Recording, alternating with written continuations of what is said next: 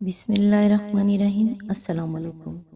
انسان زندگی میں بہت کچھ سیکھتا ہے، لیکن جب تک دوسروں سے پیار کرنا، دوسروں کو معاف کرنا اور دوسروں کی عزت کرنا نہیں سیکھ جاتا، سمجھو کچھ نہیں سیکھا۔ جھوٹ کبھی عزت نہیں پاتا، چاہے اس کی پیشانی پر چاند نمودار ہو جائے۔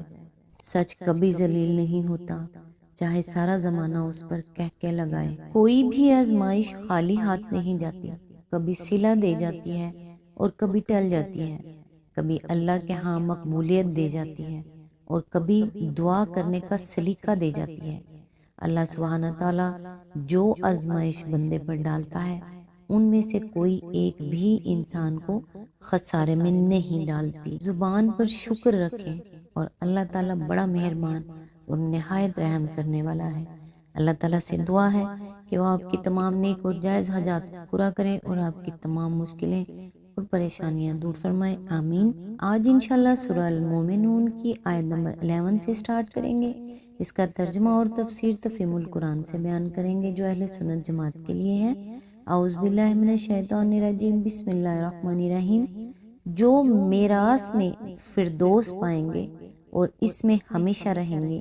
اس کی تفسیر ہے، فردوس جنت کے لیے معروف ترین لفظ ہے جو قریب تمام انسانی زبانوں میں مشترک طور پر پایا جاتا ہے۔ سنسکرت میں پردیشا، قدیم کلدانی زبان میں پردیسا، قدیم ایرانی زند میں پیریوائز، عبرانی میں پردیس، ارمینی میں پردیز، سریانی میں فردیسیو، یونانی میں پارادائسوس، لاطینی میں پاراڈائسس اور عربی میں فردوس۔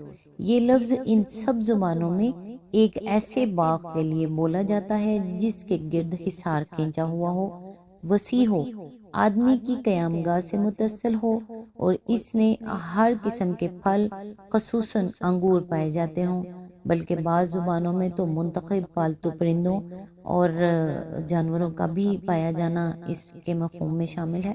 قرآن سے پہلے عرب کے کلام جاہلیت میں بھی لفظ فردوس مستعمل تھا، اور قرآن میں اس کا اطلاق متعدد باغوں کے مجموعے پر کیا گیا ہے، جیسا کہ سورہ کہف میں ارشاد ہوا، کانت لہم جنت الفردوس نزلا، یعنی ان کی میزبانی کے لیے فردوس کے باغ ہیں۔ اس سے جو تصور ذہن میں آتا ہے وہ یہ ہے کہ فردوس ایک بڑی جگہ ہے جس میں بکثرت باغ اور چمن اور گلشن پائے جاتے ہیں۔ اہل ایمان کے وارث فردوس ہونے پر سورہ طٰہٰ حاشیہ نمبر 83 اور سورہ انبیاء حاشیہ نمبر 99 میں کافی روشنی ڈالی جا چکی ہے۔ ان آیات میں 4 اہم مضمون ادا ہوئے ہیں۔ اول یہ کہ جو لوگ بھی قرآن اور محمد صلی اللہ علیہ وآلہ وسلم کی بات مان کر یہ اوصاف اپنے اندر پیدا کر لیں گے اور اس رویے کے پابند ہو جائیں گے، وہ دنیا اور آخرت میں فلاح پائیں گے، قطع نظر اس سے کہ کسی قوم، نسل یا ملک کے ہوں۔ دوم یہ کہ فلاح محض اقرار ایمان یا محض اخلاق اور عمل کی خوبیوں کا نتیجہ نہیں، بلکہ دونوں کے اجتماع کا نتیجہ ہے۔ جب آدمی خدا کی بھیجی ہوئی ہدایت کو مانے، پھر اس کے مطابق اخلاق اور عمل کی خوبیاں اپنے اندر پیدا کر لے، تب وہ فلاح سے ہمکنار ہوگا۔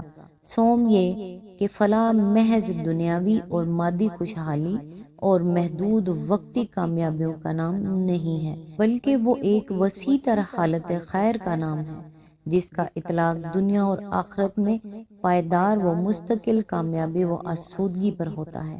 یہ چیز ایمان و عمل صالحہ کے بغیر نصیب نہیں ہوتی، اور اس کلیے کو نہ تو گمراہوں کی وقتی خوشحالیاں اور کامیابیاں توڑتی ہیں، نہ مومنین صالحین کے عارضی مصائب کو اس کی نقیض ٹھہرایا جا سکتا ہے۔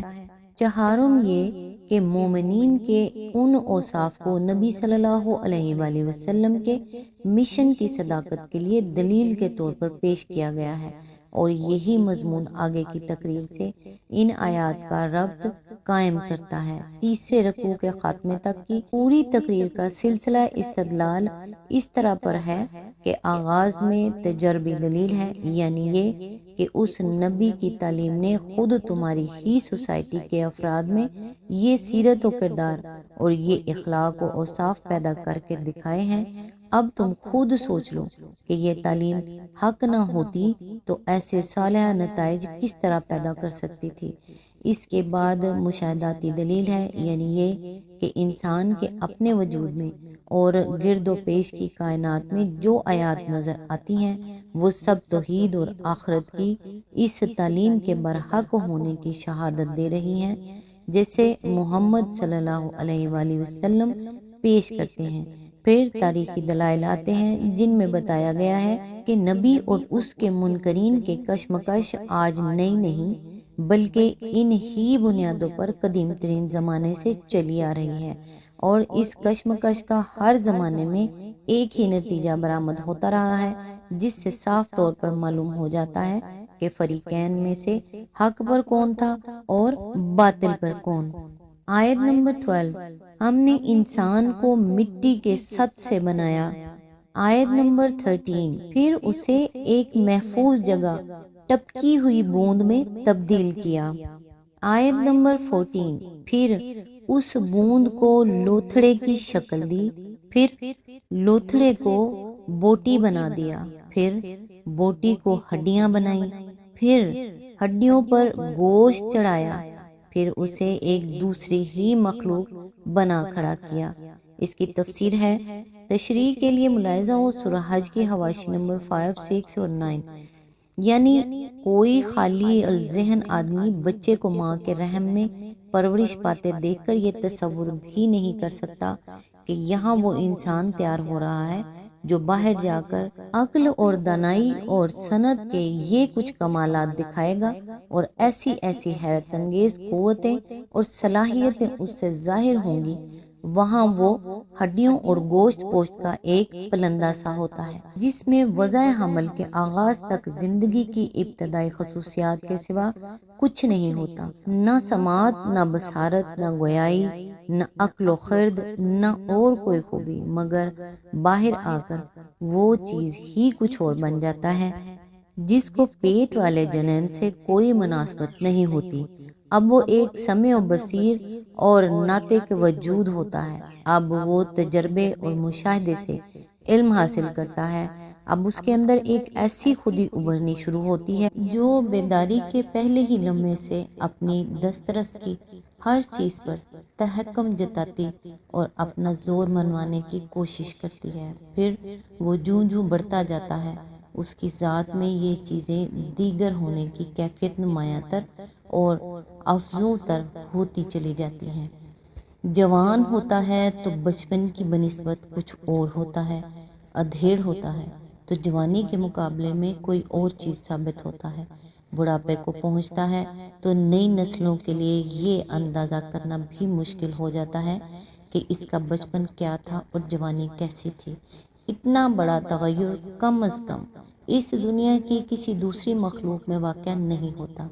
کوئی شخص ایک طرف کسی پختہ عمر کے انسان کی طاقتیں اور قابلیتیں اور کام دیکھے اور دوسری طرف یہ تصور کرے کہ 50-60 برس پہلے ایک روز جو بوند ٹپک کر رحم مادر میں گری تھی، اس کے اندر یہ کچھ بھرا ہوا تھا، تو بے اختیار اس کی زبان سے وہی بات نکلے گی جو آگے کے فقرے میں آ رہی ہے، یعنی فتبارک اللہ احسن الخالقین، یعنی بس بڑائی بابرکت ہے، اللہ سب کاریگروں سے اچھا کاریگر ہے۔ اصل میں فتبارک اللہ کے الفاظ ارشاد ہوئے ہیں جن کی پوری معنویت ترجمے میں ادا کرنا محال ہے۔